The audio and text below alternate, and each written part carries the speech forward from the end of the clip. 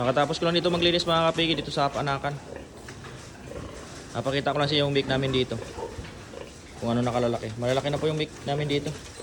Nasa 15 days na po yan. Hanggang dulo na po yan. Merong mga anak po yung mga inahin namin dito. Itong kabila, wala pa po. Pero mga anak na din yan ngayong buwan. Ito po yung mga big namin dito.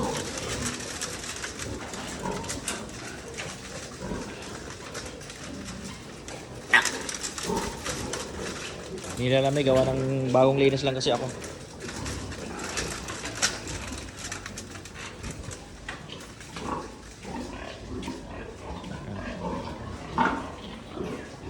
Ito nasa tindis pa lang ito.